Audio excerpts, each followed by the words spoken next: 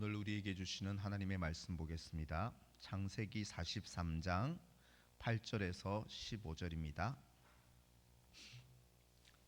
창세기 43장 8절에서 15절 말씀입니다.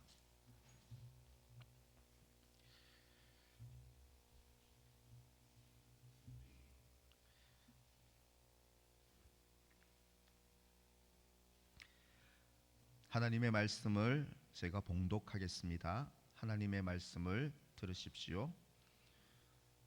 유다가 그의 아버지 이스라엘에게 이르되 저 아이를 나와 함께 보내시면 우리가 곧 가리니 그러면 우리와 아버지와 우리 어린아이들이 다 살고 죽지 아니하리이다. 내가 그를 위하여 담보가 되오리니 아버지께서 내 손에서 그를 찾으소서. 내가 만일 그를 아버지께 데려다가 아버지 앞에 두지 아니하면 내가 영원히 죄를 지리이다. 우리가 지체하지 아니하였더라면 벌써 2번 갔다 왔으리이다. 그들이 아버지 이스라엘이 그들에게 이르되 그러할진대 이렇게 하라. 너희는 이 땅의 아름다운 소산을 그릇에 담아 가지고 내려가서 그 사람에게 예물로 드릴지니 곧 유향 조금과 꿀 조금과 향품과 모략과 유향나무 열매와 감 복숭아니라. 너희 손에 갑절의 돈을 가지고 너희 자루 아기에 도로 넣어져 있던 그 돈을 다시 가지고 가라. 혹 잘못이 있었을까 두렵도다. 내 아우도 데리고 떠나 다시 그 사람에게로 가라. 전능하신 하나님께서 그 사람 앞에서 너희에게 은혜를 베푸사 그 사람으로 너희 형제와 베냐민을 돌려보내게 하시기를 원하노라.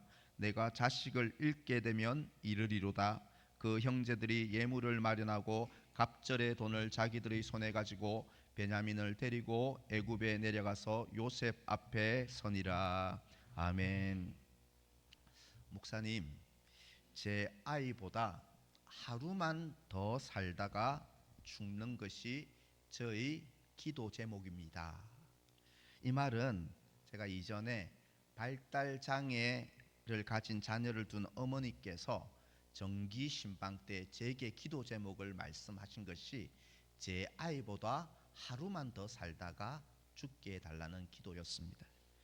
발달 장애라는 것은 언어나 인지 능력, 운동, 사회성 등이 또래 아이의 성장 속도에 비해서 크게 느린 상태에 있는 사람을 발달 장애인이라고 합니다.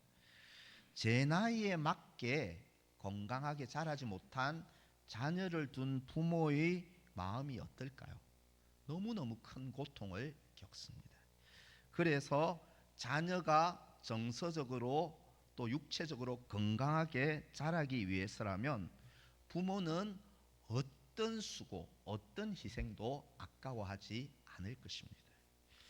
하나님 아버지께서는 오늘날 당신의 자녀인 저와 여러분들이 맨날 영적 어린아이로 머물러 있지 않고 신앙의 연수만큼 자라나기를 원하십니다.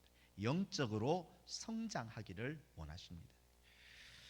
요셉의 꿈 해석대로 이집트 전역에 7년 대풍년이 있었고 이어서 7년 대흉년이 시작되었습니다. 이 흉년이 가나안 땅까지 휩쓸자 야곱은 열 아들을 이집트로 보내서 양식을 사오게 했습니다.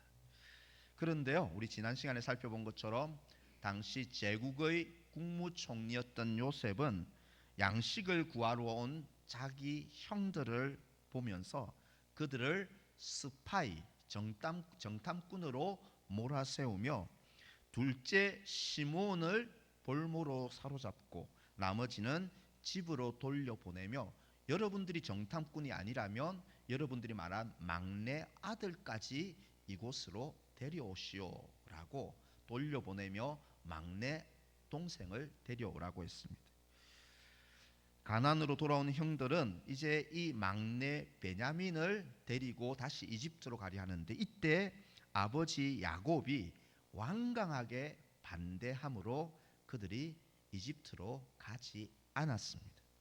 하지만 얼마 후에 이집트에서 사온 식량이 또 다 떨어지게 되었고 여전히 막내 아들 베냐민을 보내기를 거절하고 있는 아버지 야곱에게 넷째 아들 유다가 나서서 자신을 자기 목숨을 담보로 내놓고 제가 맹세하는데 이 막내 동생을 꼭 데리고 돌아오겠습니다. 자기 목숨을 유다가 담보로 내어놓기를 맹세합니다. 마침내 야곱은 자신들의 11아들, 그 막내 베냐민까지 이집트로 이제 2차로 보내게 되었고요. 드디어 22년 만에 요셉과 그의 형제들이 완전체로 만나게 되는 것이 오늘 본문의 내용입니다. 요셉은 아직도 여전히 자기가 누구인지 정체를 드러내지 않았고 형제들도 요셉을 알아보지 못한 상황에 있었습니다. 사실요, 여러분 구약 시대에 특별히 야곱이 활동하던 시대에 하나님의 백성은 누구였을까? 구약 시대의 교회는 어디에 있었을까요? 당연히 야곱과 11아들이 있는 야곱의 가정이 이 시대에는 하나님의 선택받은 백성이었고 이 시대에는 구약의 교회가 야곱과 그 아들들이 구약의 교회였습니다. 하나님은 구약의 교회인 야곱과 이 12아들이 영적 어린아이로 늘 떼쓰고 달라하고 삐지고 어린아이로 머물러 있지 않고 하나님은 구약의 교회인 야곱과 이 아들들이 영적으로 성장하기를 누구보다도 원하셨습니다. 그래서 하나님께서 이들을 성장시키려고 열심을 다하십니다. 그러면서 동시에 교회인 그들도 영적 성장을 위해서 열심 내기를 원하셨습니다. 우리는 오늘 본문에서 자기 백성, 교회의 영적 성장을 위해서 하나님의 열심이 어떻게 나타나고 있는가, 그리고 하나님은 교회를 향해서 어떤 열심을 내어서 성장하기를 원하시는지를 살펴보고자 합니다. 영적 성장을 위하여 하나님의 열심은 첫 번째로 우리의 우상을 먼저 내려놓게 하신다는 것입니다. 영적으로 성장하려면 우상을 내려놓아라 라고 말씀하십니다. 야곱에게 절대 내려놓지 못하는 우상이 있었습니다. 노년의 야곱에게 우상은요, 바로 막내 아들 12번째 아들 베냐민이었습니다. 야곱에게는 가장 애지중지 아까워하는 두 아들이 있었는데 바로 사랑했던 아내 라헬에게서 태어난 11번째 아들 요셉, 12번째 아들 베냐민이 가장 애지중지한 아들이었습니다. 이들이 왜 애지중지했느냐? 사랑하는 라헬의 자식이기도 하지만 라헬이 이들이 어릴 때 일찍 죽어서 엄마 없이 이들이 자랐다는 것입니다. 야곱의 눈에 요셉과 야곱이 얼마나 애틋했겠습니까? 그런데 요셉은 이미 20여 년 전에 요셉은 짐승에게 찢겨져 죽은 줄로 알고 있는 야곱에게 바로 베냐민은 더욱더 야곱이 품 안에서 떠나보낼 수 없는 애착의 대상이고 우상이고 야곱의 보물은 이 막내 베냐민이었습니다. 지금 둘째 아들 시므온이 어디에 있습니까? 이집트의 볼모로 잡혀 있는 상황인데도 야곱은 빨리 이 베냐민까지 보내서 둘째 아들도 구해야 되는데 절대로 베냐민을 품에서 놓지 않으려 했습니다. 당시 야곱에게 막내 아들 베냐민은 가장 소중한 보물이었고 어떤 의미에서는 하나님보다 더 애지중지 사랑했던 우상이 바로 이 베냐민이었습니다. 그런 야곱에게 하나님께서 그 가정에 기근이라는 큰 위기, 가족들이 굶주려 죽게 되는 큰 위기를 허락해 주셨고, 그리고 유다가 나서서 자기가 담보가 되겠다고 맹세했을 때 드디어 야곱은 자기의 소중한 보물을 내려놓습니다. 그리고 하나님께 내어 맡깁니다. 내려놓고 내어 맡깁니다. 본문 13절 14절 한번 보실까요? 제가 다시 읽겠습니다. 네 아우도 데리고 떠나 다시 그 사람에게로 가라. 전능하신 하나님께서 그 사람 앞에서 너희에게 은혜를 베푸사 그 사람으로 너희 다른 형제와 베냐민을 보내게 하시기를 원하노라. 내가 자식을 잃게 되면 이르리로다. 아멘. 내가 자식을 잃게 되면 이르리로다. 드디어 자식을 포기하고 내려놓습니다. 이 고백에서 알 수 있듯이 야곱은 드디어 자기의 우상인 베냐민을 움켜잡았던 손에서 내려놓고, 그리고 전능한 하나님의 손에 내려놓을 뿐 아니라 내어 맡겼다는 사실입니다. 하나님께서 이런 야곱의 내려놓음의 결단, 우상을 내려놓음의 결단을 통해서 야곱에게 한층 더 성숙한 경지로 신앙을 인도하시고 자라게 하셨던 것입니다. 여러분, 또 이런 내려놓음의 대표적인 인물 중에 하나는 에스더입니다. 에스더는 유다인으로 당시 페르시아 제국의 왕후까지 올랐던 여인이 에스더입니다. 총리 하만의 계략으로 페르시아 제국 내에 살던 모든 유다인이 몰살하게 되었을 때에 하나님께서는 에스더를 도전합니다. 너의 우상, 제국의 왕후로 온갖 특권과 권력과 안전을 누리고 있는 너의 우상을 내려놓으라 라고 요구하십니다. 에스더 4장 16절 우리 같이 읽겠습니다. 에스더 4장 16절 다 함께 읽겠습니다.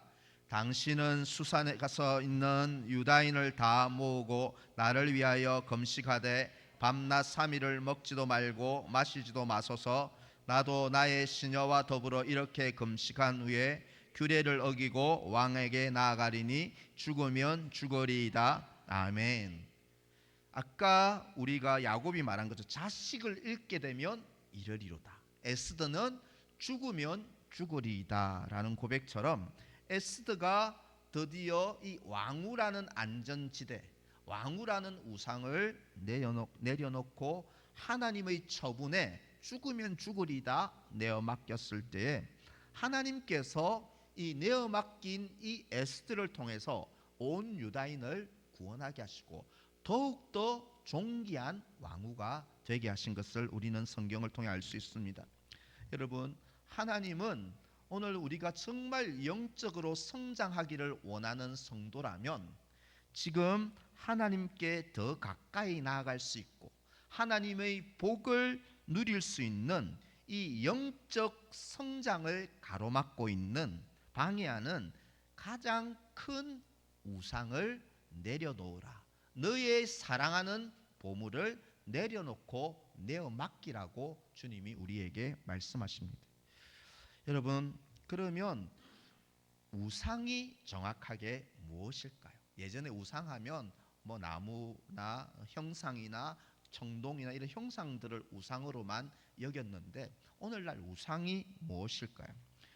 팀 켈러 목사님이 내가 만든 신이란 책에서 우상을 이렇게 정의합니다. 우상은 모든 좋은 것을 궁극적인 것으로 바꾸어 버리는 것이 우상이다. 지금 이 우상은 우리에게 하나님보다 더 소중하게 여기는 것들을 우상이라고 말합니다. 하나님보다 더 크게 내 마음과 생각을 차지하는 것입니다. 여러분, 우리가 자녀를 사랑하는 것 좋은 것입니다. 돈을 모으고 저축하는 것 좋은 것입니다. 그런데 이것은 선한 것이지만 그것이 궁극적인 것, 내 삶의 목적이 되고 목표가 되고 하나님을 사랑하여 섬기는 것보다 그것이 궁극적인 것이 되고 우선시 될 때 그때부터 우상으로 변질된다는 것입니다. 우리의 마음에 이런 우상을 세워둘 때에 우리의 영적 성장이 거기서부터 탁 가로막히며 정체하고 추락하게 되는 것입니다. 현대인의 우상에는 그럼 어떤 것들이 있을까요? 오늘날 우리가 불상 앞에 뭐 이렇게 절하지 않지 않습니다. 현대인의 우상은 2022년 미국 목회자에게 이 시대의 잠재적 우상이 무엇이라고 생각합니까? 라고 2022년도에 물었습니다. 그때 도표를 보면 알 수 있듯이 목회자들이 생각하는 이 시대의 우상은 안락함을 수단으로 궁극적인 목적으로 신처럼 떠받든다는 것입니다. 두 번째는 권력 또는 권력을 얻고 미래에 대한 보장을 확보하는 것을 우상으로 보았습니다. 세 번째는 돈, 네 번째는 타인의 인정과 그리고 그다음 성공, 사회적 영향력, 그리고 저기에 보면 정치 권력도 우상이 될 수 있다는 것입니다. 하나님보다 피로 값주고 사신 하나님의 교회보다 더 정치 이념과 권력에 선동되어 다니는 것도 우상이 될 수 있다는 것입니다. 그리고 쾌락과 성도, 그것이 좋은 것이지만 궁극적인 것이 될 때 얼마든지 우상이 될 수 있다고 말합니다. 이 우상을 내려놓고 주님께 내어 맡기고 주님을 더 사랑하고 섬길 때에 우리는 영적 성장을 이룰 수 있는 것입니다. 여러분, 1931년에 미국 보험회사에서 일하던 조지 베버리 셰아가 우연히 라디오 공개방송에서 부른 노래로 이 사람이 일약서타듬에 올랐습니다. 가난하고 힘들게 살았던 그가 하루아침에 부와 명예와 명성을 거머쥐게 된 것입니다. 그리고 계속해서 그에게 스카우트 제의가 들어오는 그런 더 큰 성공의 기로에 놓여 있었습니다. 하지만 이 조지 베버리 셰아가 마음이 평안함이 없는 것입니다. 기쁨이 없는 것입니다. 그래서 어느 날 하나님께 기도하던 중에 어머니가 적어주신 쪽지에 밀러 여사의 성시가 적혀 있었는데요. 그 성시를 읽어내려 가는데 이것에 눈물이 흐르고 감동을 받아서 멜로디, 곡조를 써내려갔습니다. 그 곡이 94장, 찬송가 94장, 우리가 불렀던 주 예수보다 귀한 것은 없네, 이 세상 부귀와 바꿀 수 없네, 주 예수보다 귀한 것은 없네, 예수밖에는 없네. 그가 작곡한 곡이 바로 찬송가 94장입니다. 하루는 방송국에서 엄청난 금액을 제시하면서 계약하자고 또 이렇게 유혹했을 때 그는 이렇게 유명한 말을 남겼습니다. 너무 늦게 전화하셨습니다. 이제 저는 제 목소리와 재능을 오직 주님만을 위하여 사용하기로 했습니다. 그가 그렇게 고백하고 일평생 주님의 영광을 노래하고 주님을 사랑하는 일꾼으로 섬겼다는 것입니다. 이 영상을 틀지는 못하지만 이것은 노년의 그가 회중들 앞에서 주 예수보다 더 귀한 것은 없네 찬양하는 내용입니다. 성도 여러분, 오늘날 우리는 이 세상 살아갈 때 우리의 행복과 유익과 만족을 위해 끊임없이 무언가를 붙잡습니다. 돈을 막 붙잡고 궁극적으로 붙잡으려 하고, 명예나 권력을 붙잡으려 하고, 성공과 인기를 붙잡고, 몸의 건강과 외모를 붙잡고, 그리고 어떤 분들은 자녀의 궁극적인 목적이 돼 자녀를 붙잡고, 정치를 붙잡고, 자기의 종교적 의와 열심을 붙잡고 살아갑니다. 여러분, 이것들은 나쁜 것이 아니라 좋은 선물이지만 이것을 내 삶의 궁극적인 것으로 붙들려 할 때 그것이 우상이 된다는 것입니다. 하나님이 싫어하시는 우상이 되는 것입니다. 여러분, 그러나 이런 것들이 유익한 것이지만 궁극적인 것이 되어서는 안 됩니다. 자녀를 아무리 사랑하지만 24시간 감시하고 늘 붙고 따라다니며 보호할 수 있습니까? 우리가 돈이 유익한 것이지만 아무리 유익하지만 사고와 재난과 죽음 앞에서 돈은 효력을 발휘하지 못하는 무익한 것입니다. 이것을 하나님보다 더 궁극적인 신으로 보물로 삼을 때 하나님은 때로는 그것을 흔들어 우리의 주인이 누구인지를 깨닫게 하십니다. 성도 여러분, 나의 지금 영적 성숙과 성장을 하나님은 누구보다 원하시는데 우리의 성숙을 가로막고 있는 나의 보물, 나의 우상이 무엇인지 한번 깊이 들여다보십시오. 내가 잃게 되면 이르리로다. 내가 죽으면 죽으리로다. 이 고백으로 나의 우상을, 주인 삼은 우상을 내려놓기를 바라고요. 나의 이 보물을 전능하신 주님 손에 내어 맡기는 저와 여러분 되시기를 간절히 소망합니다.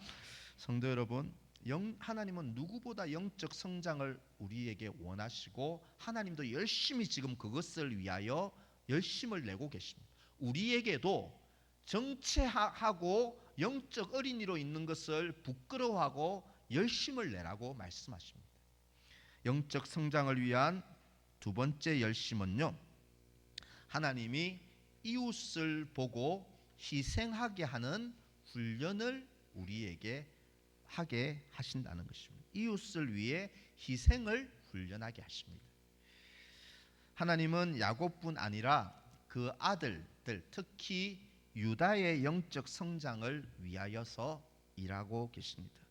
유다는요, 야곱과 첫 번째 부인인 레아 사이에서 태어난 야곱의 네 번째 아들이 유다였습니다. 20년 전에 형제들이 요셉을 죽이려 할 때 유다도 이 악한 모의에 가담했던 인물입니다.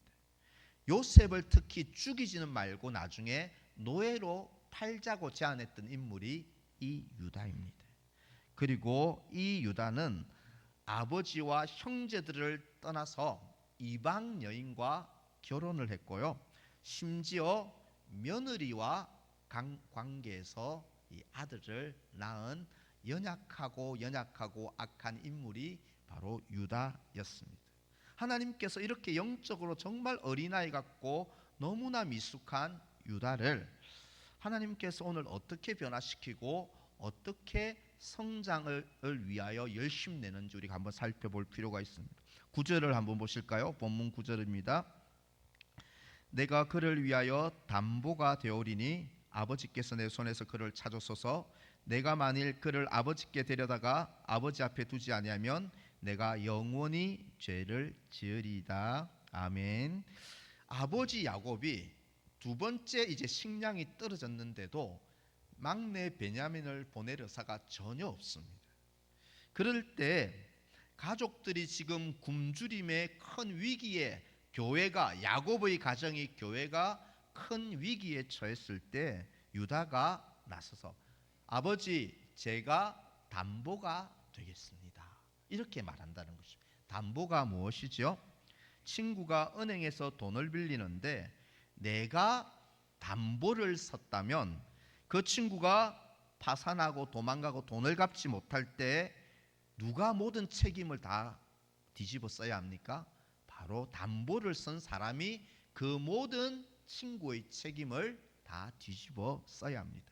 다시 말해서 베냐민이 이집트에 가서 붙잡히거나 무슨 일이 생기면 유다 그 자신이 대신 담보로 붙잡히고 이 막내, 아버지가 사랑하는 막내는 반드시 돌려보내겠습니다.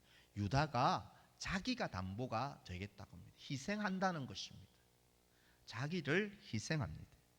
여러분 넘어가서 창세기 44장에 보면 요셉과 형제들이 드디어 만나서 만찬을 나눕니다. 그리고 형제들을 총리 요셉이 돌려보내면서 베냐민 막내의 자루에는 은잔을 숨겨둡니다. 그리고 은잔이 발견된 베냐민을 요셉이 종으로 삼겠다. 이집트 제국의 나의 종으로 삼겠다라고 말하자 그때도 유다가 목숨을 내놓고 이렇게 말합니다. 창세기 44장 33절 여러분들 한번 성경 한 장을 넘기셔서 창세기 44장 33절을 한번 보십시오. 우리 33절 우리 성경에서 우리 같이 한번 읽어주시면 좋겠습니다. 시작. 이제 주의 종으로 그 아이를 대신하여 머물러 있어 내 주의 종이 되게 하시고 그 아이는 그의 형제들과 함께 올려 보내소서. 아멘. 내가 주의 종, 당신의 종이 되겠습니다. 이 아이는 제발 살려주시고 고향으로 돌려보내소서. 이렇게 말합니다. 유다는 동생을 위해 기꺼이 자신을 담보로 희생합니다. 그런 희생하는 인격으로 하나님이 만드셨고 변화시키셨습니다. 하나님은 연약했던, 어떤 의미에서 악했던, 미숙했던 이 유다를 자기 동생을 위해 기꺼이 목숨을 바치는 희생의 사람으로 변화시키셨습니다. 자라게 하셨습니다. 이 얼마나 놀라운 은혜입니까? 연로한 아버지가 죽을까봐, 그리고 막내가 다칠까봐 자기를 희생한 유다는요, 나중에 12아들들 중에서 누가 장자가 되냐면 첫 번째, 둘째도 아니고 요셉도 아니고 이 넷째 아들 유다가 야곱의 12아들 중 실질적 장자가 됩니다. 그리고 장차 야곱의 가문에서 다윗 왕과 예수 그리스도가 오시는데 이 12아들 중 누구에게서 다윗 왕과 예수 그리스도가 오실까요? 바로 이 유다를 통해서 다윗 왕이 나고 유다를 통해서 예수 그리스도가 오십니다. 유다는 예수 그리스도의 조상이 되는 영예와 축복을 받았습니다. 자기를 희생했던 그 유다가 예수 그리스도의 조상이 된 것입니다. 에베소서 5장 2절에 이런 말씀이 있습니다. 에베소서 5장 2절 우리 같이 읽어주십시오. 시작. 그리스도께서 너희를 사랑하신 것 같이 너희도 사랑 가운데서 행하라. 그는 우리를 위하여 자신을 버리사 향기로운 제물과 희생 제물로 하나님께 드리셨느니라. 아멘.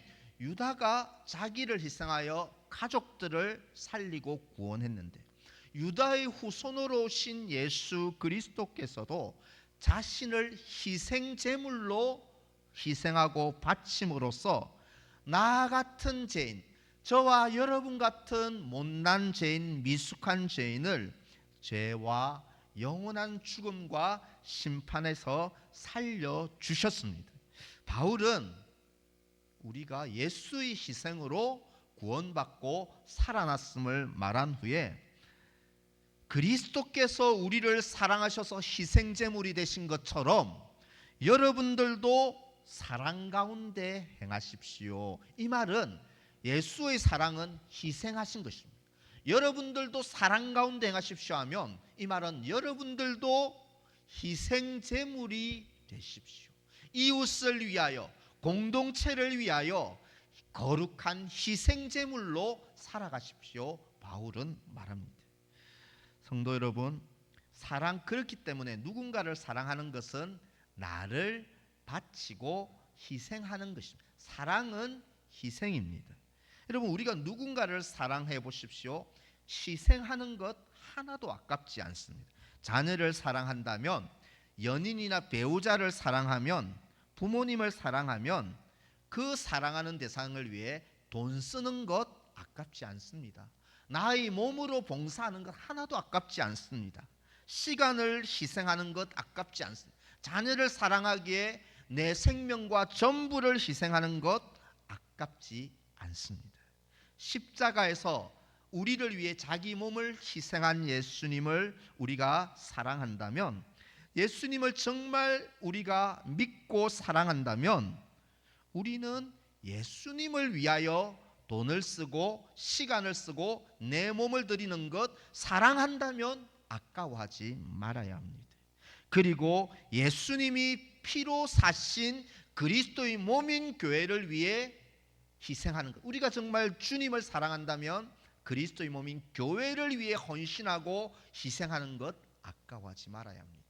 그리고 예수님이 대신 죽으신 우리의 이웃을 위해 시간과 물질과 몸을 희생하는 것 아까워하지 말아야 합니다. 영국 캠브리지 대학에 C.T. 스터드라는 아주 우수한 학생이 있었습니다. 공부에도 수석을 차지했고요. 그리고 탁월한 크리켓 선수로 영국 전체 시합에서 금메달을 딴 아주 전도 유망한 청년이었습니다.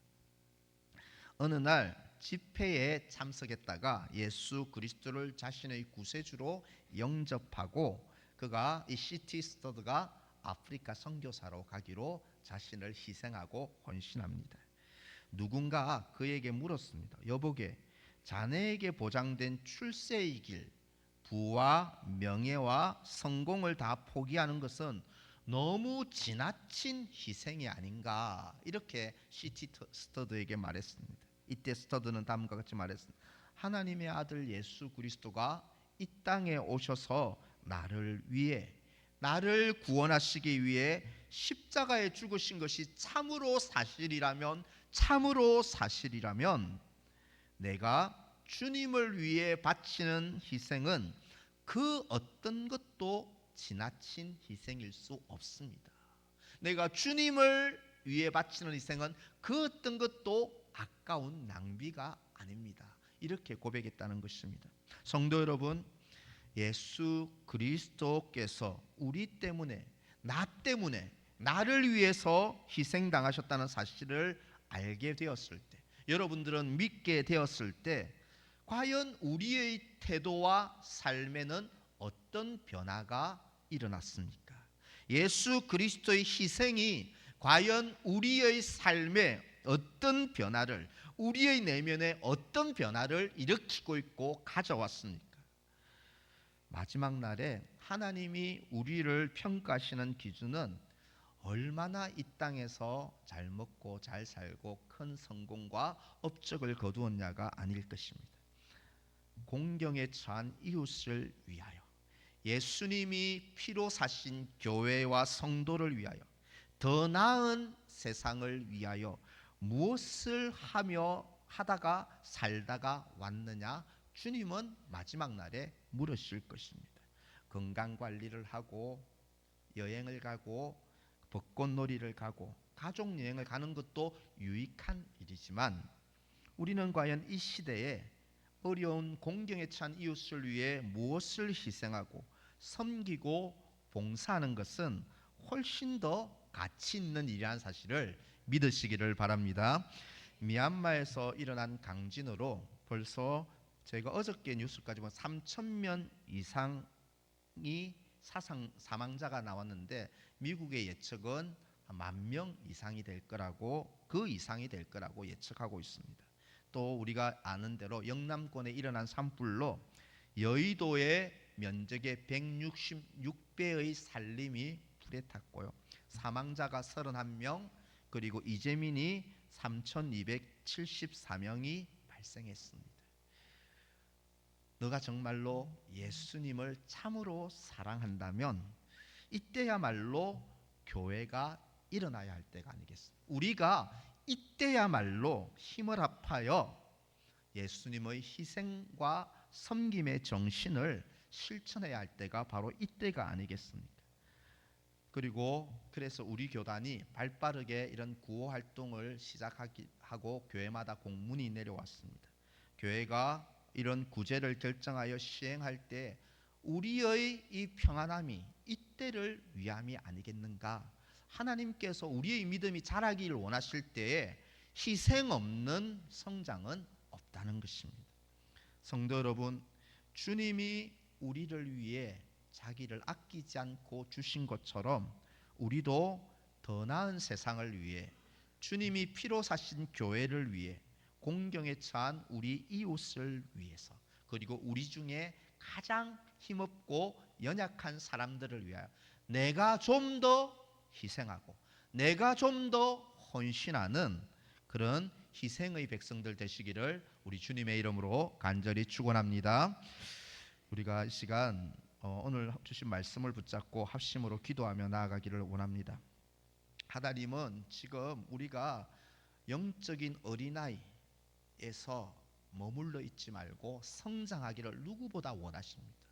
하나님도 지금 그 성장을 위해 열심을 내고 계시고 우리 보고도 가만히 있지 말고 열심을 다하라고 말씀하십니다. 내 안에 주님보다 더 소중히 여기고 사랑했고 궁극적인 것으로 여겼던 내 마음의 주인 삼은 우상을 회개합니다.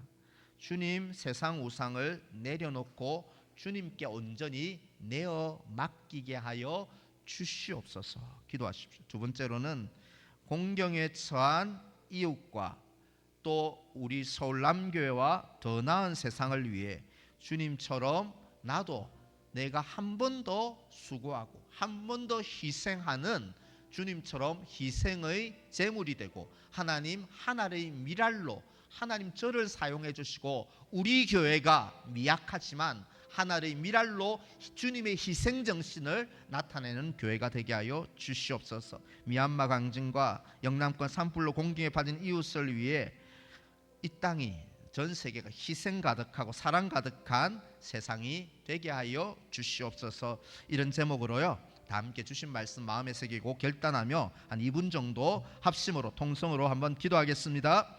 하나님 아버지, 하나님 아버지, 은혜와 사랑을 감사합니다. 하나님 아버지, 하나님 아버지, 이 시간도 누구보다도 우리가 영적으로 자라기를 원하시는 하나님, 늘 어린아이처럼 다오 달라고 때만 쓰고 있고 하나님께서 주시기만을 바라고 있는 우리에게 하나님은 네가 주인 삼은 우상을 먼저 내려놓아라, 나를 더 사랑하고 주님만 사랑하라 말씀하십니다.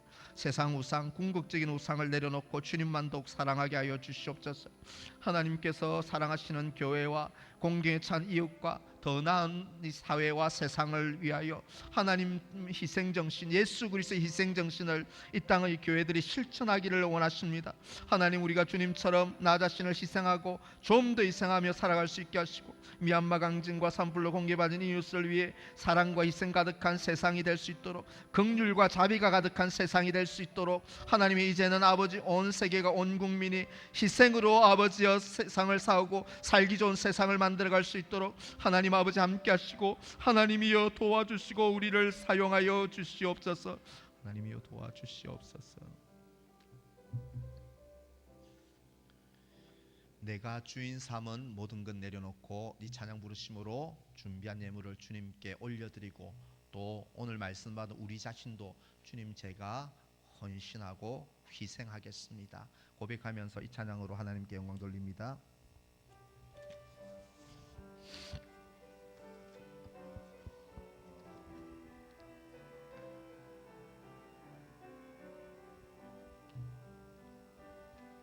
내가 주인 삼은 모든 것 내려놓고 내 주 대신 주 앞에 나가 내가 사랑했던 모든 것 내려놓고 주님만 사랑해. 내가 주인 삼은 모든 것 내려놓고 내 주 대신 주 앞에 나가 내가 사랑했던 모든 것 내려놓고 주님만 사랑해. 주 사랑 거친 풍랑에도 깊은 바다처럼 나를 잠잠케 해. 주 사랑 내 영혼의 반석 그 사랑 위에 서리. 우리 한 분만 더씩 내가 주인 삼은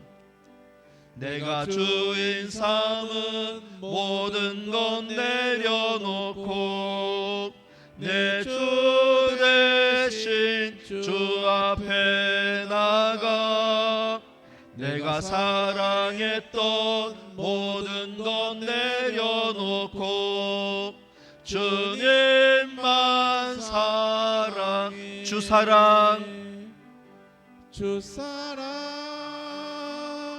거친 풍랑에도 깊은 바다처럼 나를 잠잠케 해. 주 사랑